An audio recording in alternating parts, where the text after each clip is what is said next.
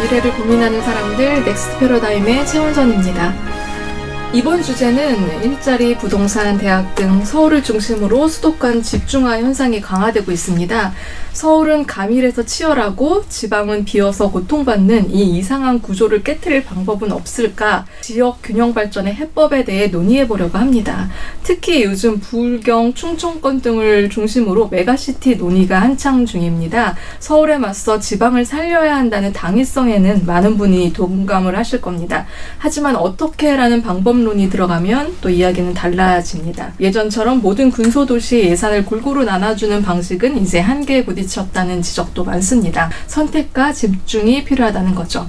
그렇다면 어떠한 대안이 있을지, 어떠한 해법이 있을지 그 방법에 대해서 오늘 논의해 보려고 합니다. 먼저 제덕님, 이 안건에 대해서 좀 설명 좀 부탁드리겠습니다. 수도권 집중화 현상 완화와 지역의 경쟁력 강화를 위한 방안 모색은 한두해 다뤄진 가벼운 이슈가 아닙니다. 1960년대부터 끊임없이 제기되어 온 우리 사회의 가장 오래되고 해결이 어려운 문제입니다. 1960년 2월 2일자 조선일보 기사를 보면 특별시로 승격된 서울의 인구와 성장을 다루면서 전 남한 인구의 10분의 1이 넘는 270만 명이 서울에 살고 있어 그 인구 밀도가 높다고 전하면서 유례를 찾기 힘든 인구 증가 추세라고 평가하였습니다. 모두가 아시다시피 산업화가 가속될수록 수도권 집중화 현상은 더욱 심화되었습니다. 60년대 20.8%, 70년대 28.3%, 80년 35.5%, 그리고 90년엔 인구의 41.5%가 수도권에 집중되었습니다. 참고로 2025년 기준으로는 51% 정도입니다. 정권마다 국토의 균형 발전을 위한 다양한 시도가 있었고 1970년대 지방 공업화 정책에 힘입어 공업도시 중심의 지방 경제 활성화와 인구 분산 정책의 효과를 확인할 수 있었습니다. 그러나 2010년대 이후 저출산과 산업구조 변화에 따라 지방 소멸의 위기감이 현실화되면서 결국 같은 자리를 맴돌고 있습니다. 과거 참여정부 시절 공공기관의 지방 이전과 같은 파격적인 시도가 있었지만 일부 혁신도시의 한정된 효과로 그쳤다는 평가가 있습니다. 이재명 정부 출범 이후 심각한 지방 소멸 문제 해결과 지역 경제 활성화를 위해 5특 3극의 정책이 제시되면서 수도권 집중화 해소 이슈가 다시 테이블 위로 올라왔습니다. 수도권 집중화 문제가 저출생 문제, 부동산 문제와도 떼일 수 없는 문제이기도 해요. 그런 분들이 생각하는 의견을 자유롭게 말씀 부탁드리겠습니다. 이 도시국가적 성격을 지닌 싱가포르, 대만의 출산율을 보면 2025년 기준 대만은 합계 출산율이 0.65명, 싱가포르는 0.87명입니다. 높은 사회적 경쟁과 비싼 주거비용이 큰 압력으로 작용해서 혼인과 출산에 영향을 준다는 것이 일반적인 분석입니다. 저 두 국가와 비교한다면 우리나라도 도시국가처럼 제한된 국토의 활용, 치열한 경쟁, 수도 서울 중심의 경제구조 등 수도권 집중으로 저출산의 어려움에 빠진 것 같아 보입니다. 그러나 시야를 더 넓혀보면 지금의 저출산 부동산 문제는 수도권 집중 현상만의 문제는 아닙니다. 일본이나 중국의 경우를 보고 다른 선진국을 본다면 저출산 문제 그리고 수도권 집중의 문제는 경제가 활성화되면서 경제 성장에 따른 부수적인 문제이자 현상이지 이것들이 수도권 집중이 낳은 어떤 폐해라고 보기는 어렵다고 저는 생각합니다. 도시국가와의 비교를 떠나서 선진국과의 비교했을 때도 우리나라가 가지고 있는 수도권 집중의 문제들은 자연스러운 것이지 그것이 문제라고 저는 생각하지 않습니다. 말씀하신 대로 절대적 문제 원인은 당연히 아니고요. 하지만은 현재 확실한 거는 세종시가 출산율 제일 좋은 축에 속하는 거는 이견이 없죠. 팩트니까. 그뿐만 아니라 혁신도시도 물론 그 편차가 있습니다만은 예를 들어 부산이나 대구 기존 광역시에 있는 혁신도시에 대한 데이터는 사실 잘 모르겠습니다만은 제가 거주하고 있는 저희 충북 혁신도시에서도 출산율은 높은 편이고 인구 평균 연령이 또 30대로 속하고 있습니다. 그만큼 젊은 층들 생산해야 되는 인구, 자식 생산 포함해서 그 인구들이 현재 어쨌든 행정 중심 복합 도시라든지 혁신 도시에 거주를 많이 하고 있음은 사실이기도 하고요. 많은 경우 혁신도시 물론 굉장히 들어부은 돈에 비해서 효과가 미미하다 동의합니다. 그 방법이 조금은 문제가 있었다라는 점에 동의하고요. 그렇기 때문에 최근에는 메가시티 이라고 하는 모델을 또 얘기를 하는 것이고요. 하지만은 그런 시도가 그래도 있었기 때문에 그나마 40%에서 60% 될 것이 50% 정도로 조금은 지연되고 있는 거지는 않나라는 생각을 합니다. 지금 제가 제일 걱정되는 것은 최근에 서울 부동산이 정말 폭발적으로 올라가고 있습니다. 사실은 우리나라뿐만 아니고요. 전 세계적으로 도시화는 할 수 없는 현재 흐름이고요. 타 국가의 대도시보다 서울 집값이 오히려 싸다고 얘기할 정도로 더 앞으로 오를 겁니다. 향후에는 부동산이 폭발적으로 수도권과 비수도권 편차가 더 커질 것 같은데요. 그런 상황이 가속된다면은 그동안 그래도 미뤄왔던 수도권 집중화 더 가속화될 수도 있기 때문에 그 부분에 대해서는 어떤 방식으로도 약간의 규제 그리고 정책적인 고려가 많이 필요하지 않나라는 생각을 합니다. 저는 저출생과 부동산 가격 상승을 오로지 수도권 집중의 폐해로만 보는 것은 약간 단편적인 시각이라고 생각됩니다. 최근 설문조사 결과 등에 따르면 서울 시민의 80% 이상이 고도화된 서비스 인프라에 대한 만족도를 보이며 이는 이제 집적의 경제가 주는 생산성 유발 효과와 비용을 이제 상회함을 증명한다고 생각합니다. 또 이제 부동산 가격은 물론 공급 부족도 어느 정도 영향을 주겠지만 단순한 공급 부족이 아니라 좀 양질의 일자리와 혁신 생태계가 모인 곳에 그 가치를 지불하려는 시장의 자연스러운 선택이라고 생각이 됩니다. 이에 인위적으로 인구를 분산시킨다고 해서 저출생이 해결되기보다는 오히려 혁신의 동력이 분산되어 국가 전체의 파이가 줄어들 위험이 크다고 생각됩니다. 지역 균형 발전으로 정부가 추진했던 게 공공기관의 지방 이전이잖아요. 그래서 많은 공공기관이 이미 지방으로 이전이 돼 있고 지금도 계속 추진 중에 있는데 여러분들이 생각하시기에는 공공기관 지방 이전이 실제 그 지역 경제에 영향을 미쳤다고 생각을 하시는지 말씀해 주시면 좋겠습니다. 우선 저 개인적으로는 공공기관만 가지고는 효과가 있었다라고 얘기하기는 좀 어려울 것 같고요. 혁신도시마다 좀 다릅니다. 기존에 있었던 도시에 혁신도시를 집어넣은 경우가 있고 아니면 좀 새롭게 혁신도시를 만든 경우가 있고 예를 들어서 이제 나주, 김천, 충북 이런 부분에는 주요 이제 소도시에 혁신도시를 넣은 케이스고요. 대구, 부산 등과 같은 부분에는 기존 대도시의 혁신도시를 포함한 개념입니다. 혁신도시 스타일, 성격마다 조금 다르긴 하지만은 공공기관 이전 자체의 효과보다는 그로 인해서 어떤 뉴타운이 만들어지고 그 주변 산업단지에 사실은 이제 그 거주 환경이 굉장히 좋지 않거든요. 중소도시 부근에 있는 산업단지는. 그런 산업단지에 좀 괜찮은 베드타운 환경을 조성해 줬다는 그 자체는 어느 정도 효과가 있었다라는 생각이 듭니다. 즉 공공기관 이전 자체가 효과가 있었다기보다는 그로 인해서 파생된 결과물은 어느 정도 지역마다 좀 있기도 하였다라고 생각을 합니다. 2005년 6월 달에 정부가 176개 공공기관의 지방 이전을 발표하고 2019년도에 제1차 공공기관 지방 이전이 완료되었다고 합니다. 2026년 4월 국회 예산정책처가 제1차 공공기관 지방 이전 사업 성과와 시사점이라는 연구보고서를 발표하였는데요. 총 이전 비용은 9조 1,549억 원이 들었다고 하고 사업기관도 기존 계획보다 지연되고 비용도 더 많이 들었다고 합니다. 그럼 효과는 어땠을까라고 봤을 때는 크게 경제적인 효과가 아주 기대한 것보다 크지 않았고 그것은 도시마다 혁신도시마다 달랐다라고 했고요. 눈에 띄는 것들은 지역 인재 채용을 통해서 특정 지역 대학들의 어떤 취업률에는 도움이 되지 않았을까라고 하는 결론들입니다. 지금 현재 이재명 정부가 제2차 공공기관 지방 이전을 추진 중에 있는데요. 언제나 이제 문제로 나오는 것들은 바로 정주할 만한 것인가라는 이슈인 것 같아요. 여기에 따른 조사 결과들도 보면 이 정주 여건과 만족도 측면에서 좀 낮은 편에 속했습니다.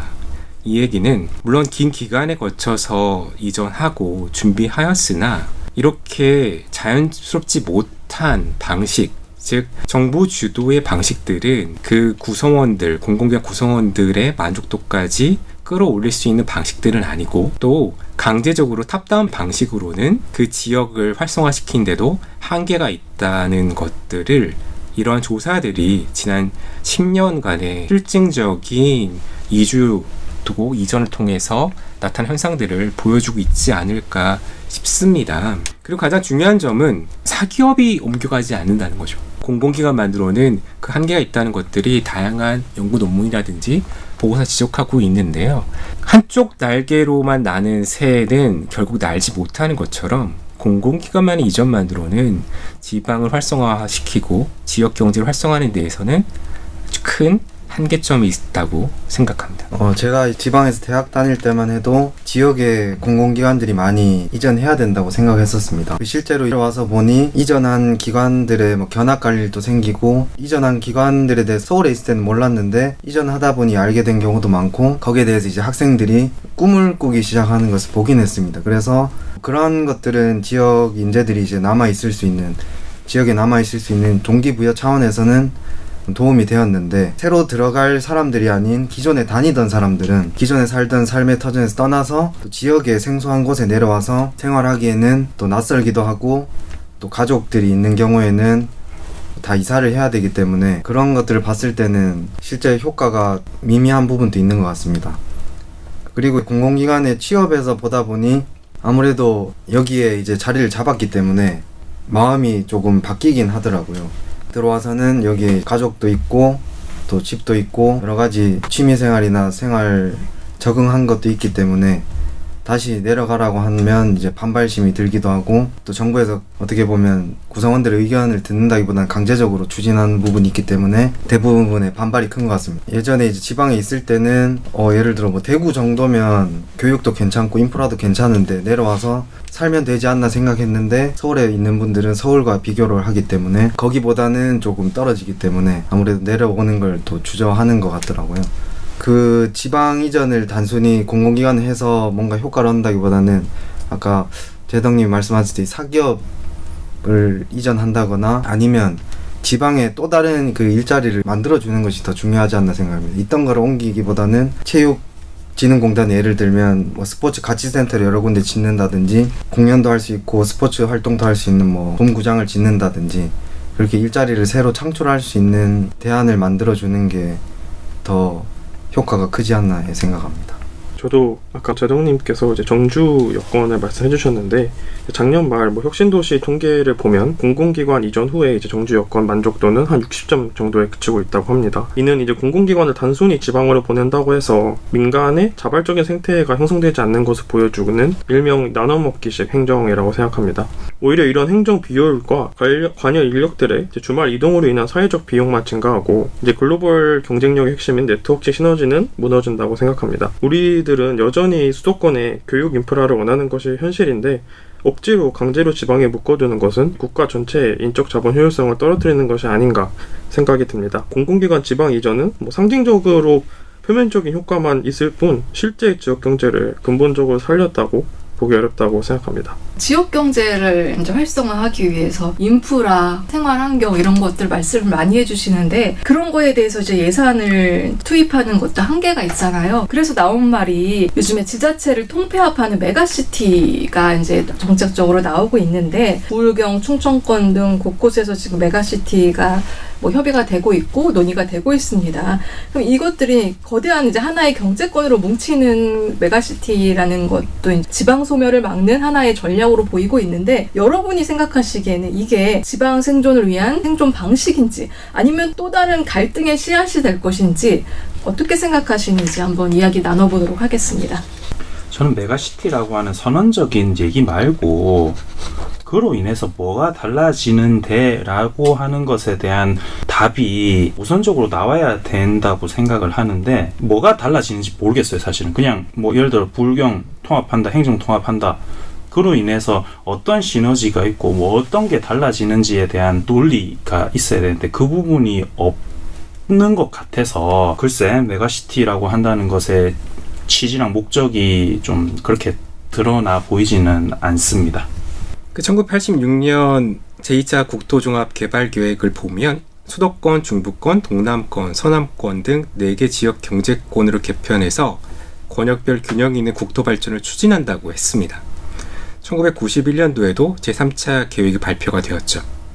이게 똑같은 맥락이지 않을까 싶어요. 매번 그 캐치프레이즈는 명분이 명확하니까요. 지역의 균형 발전.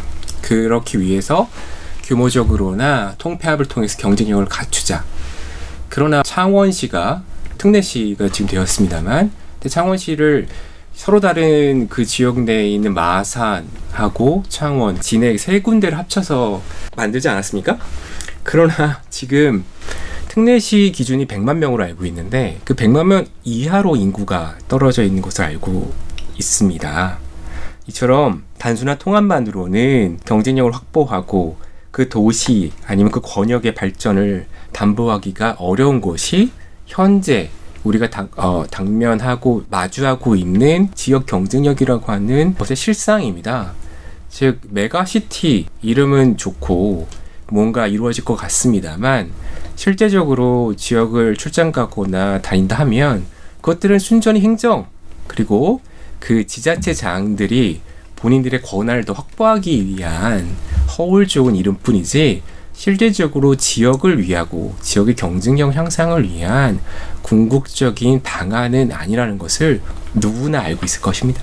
사실은 저 개인적으로는 메가시티는 말씀하신 어떤 행정적인 얘기를 위주로 하는 거고 사실 실제의 좀 더 지방 분권을 위한 균형 발전을 위한 액션은 혁신도시에 더 있었다고 생각을 해요. 취지 자체는 물론 결과물이 좀 예상을 좀 밑돌고 있지만은 근데 메가시티의 취지 중에 한 가지는 그런 건 있는 것 같습니다. 현재 저희 중부권 광역 급행철도가 대전시, 세종시, 이제 충북 뭐 충남도 좀 포함이 될 수 있을 거고요. 거기가 다 지금 엮여 있는데 이 부분이 다 통합이 되면은 중부권 그 철도도 좀 더 빨리 실제 사부를 푸고 진행될 수 있지 않겠나라는 기대감 정도는 있는 거죠. 지금은 각 지자체마다 좀 이건도 있고 좀 이해관계가 있기 때문에 계속 지지부진해 오던 그 기간 산업들을 그런 기간 산업에서의 실효성과 좀 더 스피드를 낼 수 있는 뭐 그 정도의 변화는 좀 기대해 볼 수 있겠습니다만은 그런 부분 빼고는 사실은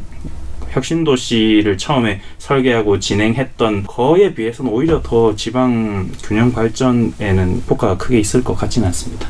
앞서 이제 그린님이 말씀하셨듯이 교통 문제라든지 이런 것들 이제 지자체 간에 갈등이 있었던 문제들은 합쳐지면서 좀 해결되지 않을까 생각하고 이번에 전남, 뭐 광주가 통합이 됐는데 뭐 예를 들어 광주 나주 광역철도나 뭐 고속도로 같은 이제 교통 인프라 구축이 조금 더 빨리 진행될 것 같고요. 국가 주도로 이타 사업을 면제한다든지 해서 급물살을 탈 것 같고 또 뭐 의료나 문화 같은 경우에도 이제 한 지자체로 묶이다 보면 아무래도 접근성이 조금 나아지지 않을까 생각합니다.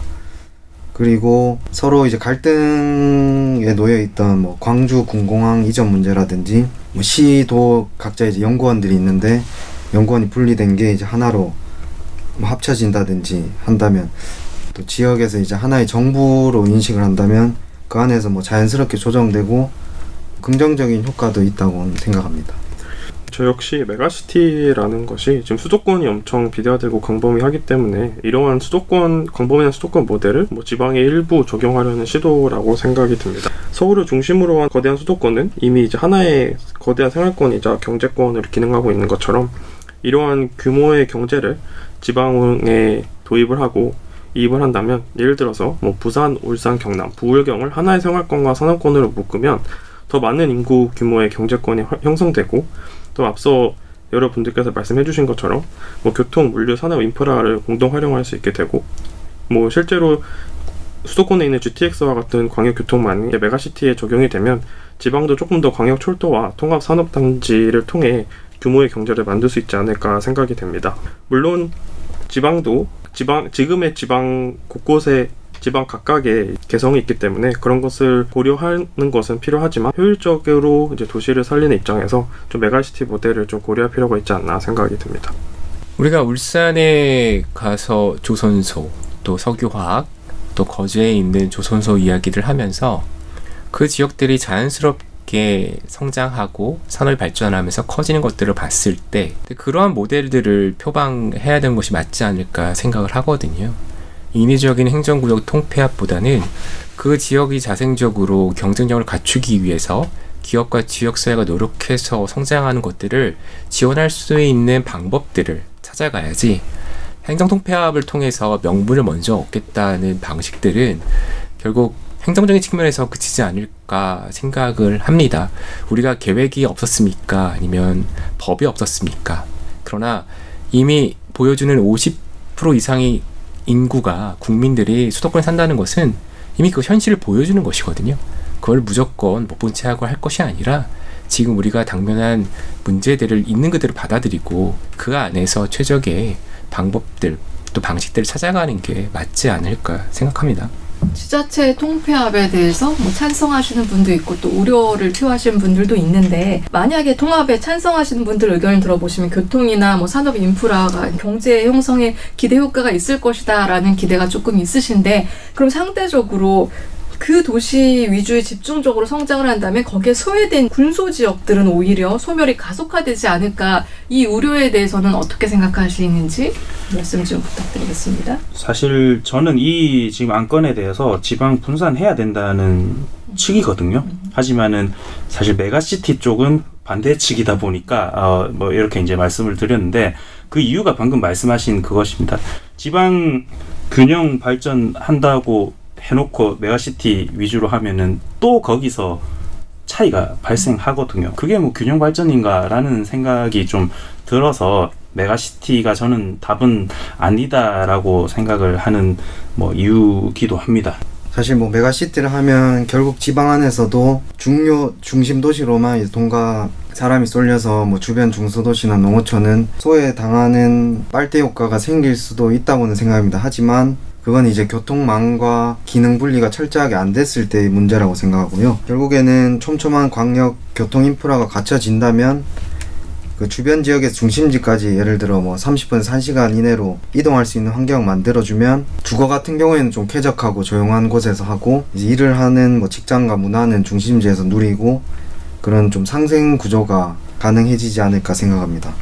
저 역시 어차피 현실적으로 이제 모든 지자체에 단순하게 n분의 1로 예산을 이제 배분한다고 이러한 사고 방식은 좀 비현실적이고 좀 실패했다고 생각이 들고, 현재 이제 많은 군 단위의 이제 지역 소멸 지수가 이제 고위험군에 진입한 상황에서 어쩔 수 없이 좀 성장 가능성이 높은 거점에 집중 투자하는 것은 이 현실적으로 어쩔 수 없는 선택이자 좀 전략적인 집중이라고 표현하고 싶습니다. 인구 감소 시대에는 모든 곳을 다 n분의 1 해서 살리려는 것보다 좀 생존 가능한 거점 도시를 확실하게 키워서 그 혜택이 주변으로 흘러가게 하는 연착륙 전략이 조금 더 적합하지 않을까 생각이 듭니다. 사실 이게 조금 현실적과 맞지 않아서 제가 말씀을 드릴까 말까 고민을 했는데, 저는 승엽님 말씀에 좀 동의를 하고, 그러니까 주요 거점 도시가 있고 그 주변에 이제 파생되는 모델이 굉장히 적합하다고 생각을 하는데, 메가시티는 그러기에는 너무 지역에서 멀어요. 1시간 반 이상 걸리면 사실 그 역할을 못한다고 생각하거든요.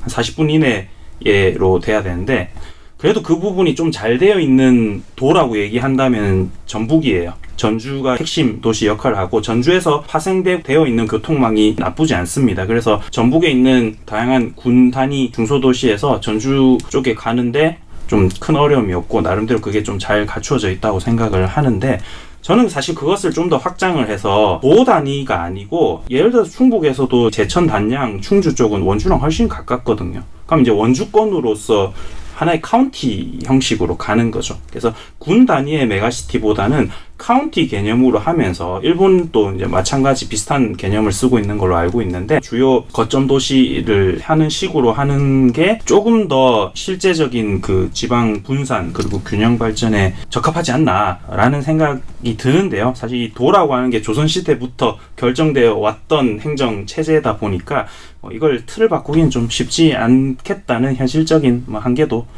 충분히 이해할 수 있을 것 같습니다. 소외 지역에 대한 문제는 우리나라만 가지고 있는 문제가 아닐 겁니다. 그 농촌 지역을 중심으로 소외된다는 것은 미국에서도 발생한 문제로 알고 있는데요. 미국의 레드넥 벨트라고 불리우는 그런 시골 지역들이 다른 도시 지역 또 동부 지역에 비해서 GDP도 낮고 또 의료의 접근성도 낮고 교육에 대한 진학률도 낮은 것으로 나타나고, 이것들이 더욱더 그 지역의 소외를 더 불러일으키고 심화시킨다라고 하는 분석들을 본 적이 있습니다. 관련돼서 내 이름은 데몬 코퍼헤드라고 하는 소설도 흥미롭게 읽었던 적이 있었는데요. 즉, 지역 소외 문제를 단순하게 지역만의 문제로 규정하고 방치해서는 안 될 겁니다. 그러나 모두를 살릴 수가 없을 거예요.